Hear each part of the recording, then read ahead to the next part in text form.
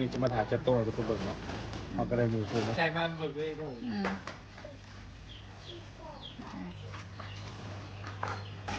นี่คืออายเฮาหากันมาแต่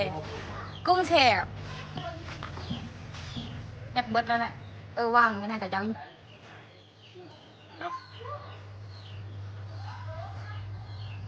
เป็นคนละเครื่องเอาส่งบอลหรอเป็นสีถ่ายทุกคนเบิ่งอยู่เนาะเพราะว่าเขาจะคิดมาถ่ายทุกคนเบิ่งอยู่เนาะทุกคนเปิดช่องให้เนาะจะมาเจอกับน้องยุทธอะไรกันน้องน้ำฝนยังเกาะ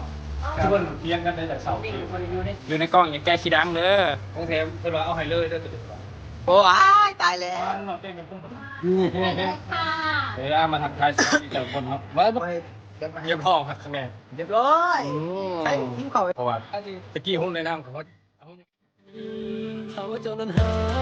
ก็อย่าคิดเข้ามาหลอกกันอย่ามาเฮ็ดได้ค่อยต้องนอนฝันแล้วก็คิดไปเองคิดไปไกลอย่ามาเฮ็ดได้ค่อยต้องวันไว้อย่ามาเฮ็ดได้ค่อยต้องเสือเปื้อนแท้กราบสบายดีทุกคนมื้อนี้มันเจอกับช่องอะไรMTอีกแล้วเนาะมื้อนี้ก็เป็นมื้ออุ่นเลยทุกคนนะวันที่17เนาะก่อนงานเฮามื้อหนึ่งเนาะมื้อนี้เฮาจะมาจัดโต๊ะเสียงมื้อนี้จะมาถ่ายจัดโต๊ะให้ทุกคนเบิ่งเนาะเฮาก็ได้หมู่คู่มาซอยทุกคนได้เสียซับน้อยแต่ว่ายังสิมาอยู่เดี๋ยวจักโมงได้หั่นล่ะยามโมงเขาแล้วโมงเขาแล้วตอนนี้มีเด็กๆซอยเยอะน่ะจื้อหน้าไปเด้อนี่เข้าไปเบิ่งได้ใน YouTube เด้อ FC บ่เฮ้ยเบิ่งตัวเองเด้อนี่ฮะบ่ใหญ่มากเบิ่งตัวเองเด้อเป็นบรรยากาศหอมๆด้วยทุกคนนะอุดไปน้ำจะต้นโต80 สุดแต่สิพอแขกหรือบ่เด้อบ่ทั่วบ่ถึงกะขอโทษขออภัยขอโทษขออภัยน้ำแขกทุกคนเด้อมือมันหะดอกถ่ายกล้องแน่มาช่วยเวียกใช่ไหมอันนี้คือลำวงลองเต้นก่อนเด้อแมลงเด้อเอาพรลำวงเด้เอาเราต้องนัดกันนี่คืออายเฮาหากันมาแต่กุ้งแช่เมื่อเช้านี้เมารถปะโอ้รถฮะอย่างก็แป๊บนึงเราไปแกะไปดิ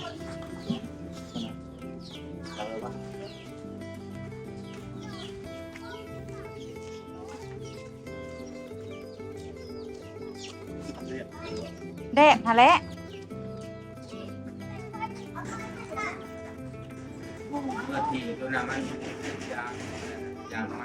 บอกกับปานใดดอกมันอยากเบิดแล้วแหละว่างไม่ได้กับเจ้าย่างไปเนี่ยกระเบาเป็นทางจบอ่ะเป็นทางคนโวย เป็นได้ทุกอย่างเป็นทุกอย่างให้เธอแล้วเธออดเอางานเฮางานเฮาโมจิจันมือเศร้าแกโมจิคนมาเอาอะไรจันไปซ้อนแรงมือนี่เลยสบายนั่นเป็นถงเครื่องที่แบบอย่างก็พับปูโตปูตั้งฮะ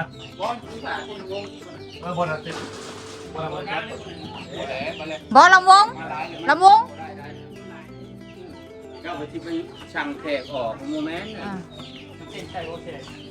ดำบุกอย่าไปพูดแล้วนั่นได้บ่หน้าตู้เลยบ่ก็เดินมาแล้วเดินผมเลยว่ายับเข้ายังบอกต้องยับมายับเข่ายับไปตั้งเป็น4 โต๊ะให้เขาคุณเอาลองจับตั้งใส่เบิ้งก่อน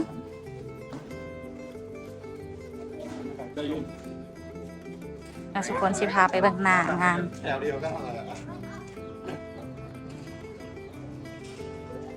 นี่เป็นหน้างานของเราฟึบ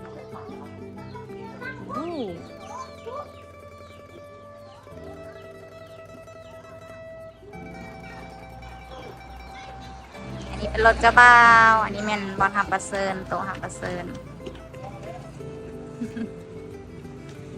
นี่ทางเข้าหน้างาน ไปเบิ่งขาวๆก่อนเนาะ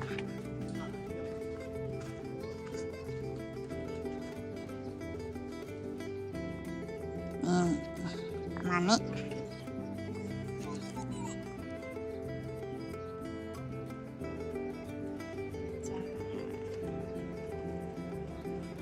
ประตูโอ้โหเด็กๆถามตั้งในเรื่องคือโบหามไปคนละเครื่องเอาออกก้อนเอาออกอีกมันนักค่ะแล้วก็เอาไปพูดละ2-3 หน่วยก็ได้ไปจังหน่อยให้เงินซื้อขนม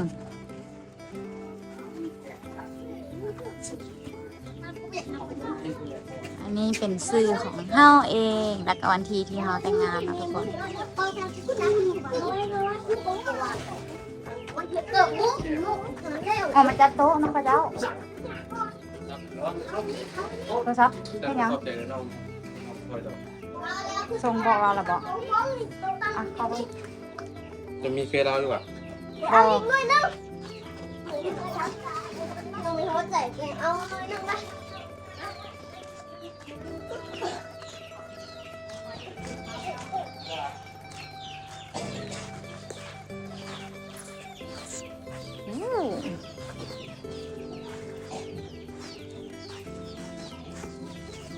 ตัดแล้วนะ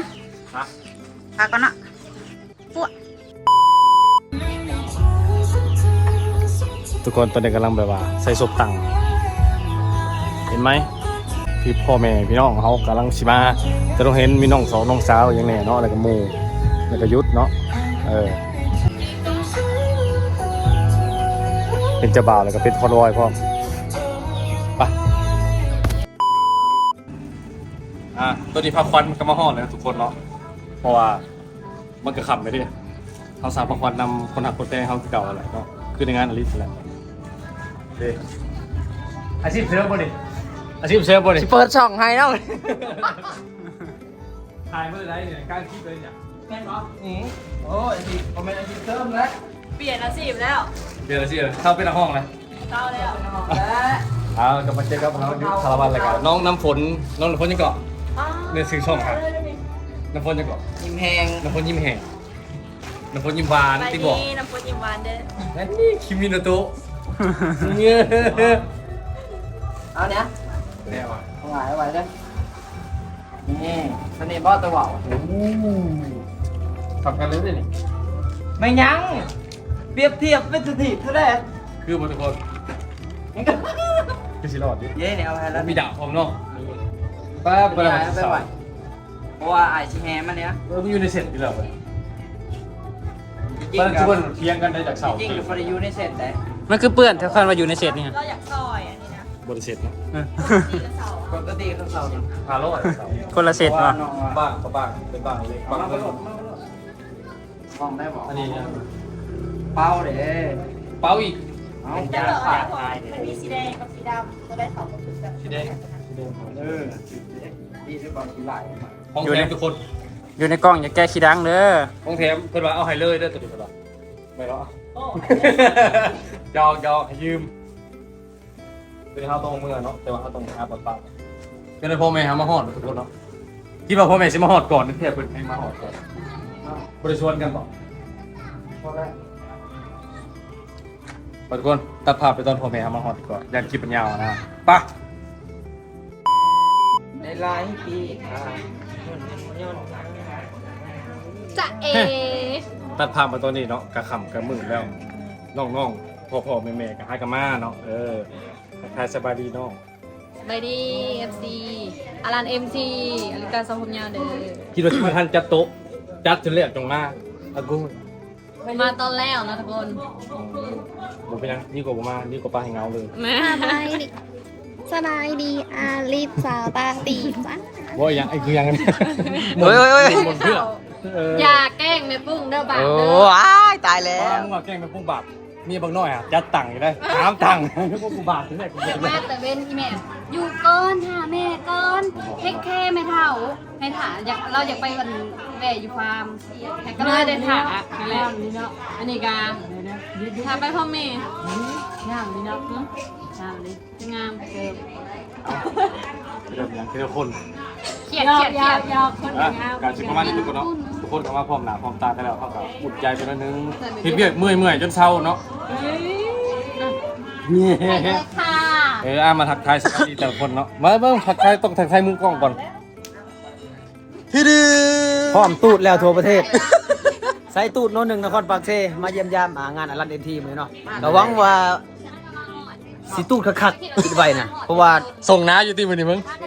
ข่อยอดข้าวอดน้ำมาใน2 มื้อเลย นะขาดแล้วหนีเห็นหมด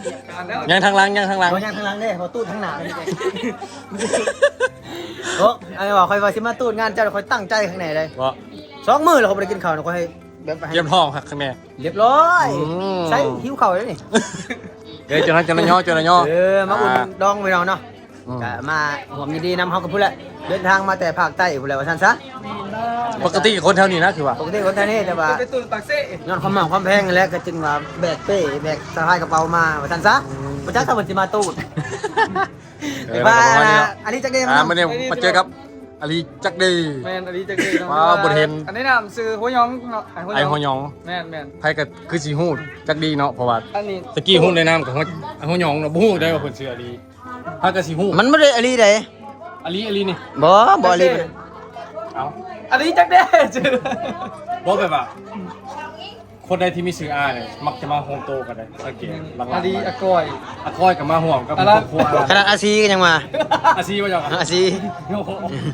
มีเริ่มมีอามาเถอะน้อยเถอะน้อย ใช้อันมีอันแบบว่าให้แบบว่าให้ละลานหูละลานตาอยู่บ่ในงานแบบว่าเป็นดอกไม้ในงานหั่นนะ ได้หนังกันเลย ฮะโอ้ยบ่เสียที่เอาทุกมา มีอยู่เดี๋ยวจะตอบจะตังค์ เห็นบ่ เราก็ไปแท็กถอดได้นี่คือเราตัวอยู่คือตัวไหน นั่นบ่เพื่อนไผI'm so sorry darling ตัวเก็บไปก่อนจะหันเห็นสายตูดนู่น2ก่อน แต่สิประมาณทุกคนพากันไปกินข้าวกันเนาะไปเตรียมของกินก่อนขอคลิปเอามันจะยาวเกินไปฮะนะไปทุกคนตอนนี้ตัดภาพมาดึกละเขาก็มาผักอยู่บนผักเนาะทุกคนเนาะบนผักยังวะลืมชื่อละว่าบนผักเขาก็เชโน่แหละใกล้ๆนี่แหละเพราะว่าเขาบริโนอนเพื่อนเจ้าสาวเลยเพราะว่าเขาแชร์เคยไปเขาก็เลยต้องมานอนพี่มีพ่อมีแม่มานำเนาะเด็กรถพ่อรถแม่รถเราจอดอยู่นู่นมือเราก็ชี้แห่เคยจะพี่ไปเนาะทุกคนเนาะเพราะว่า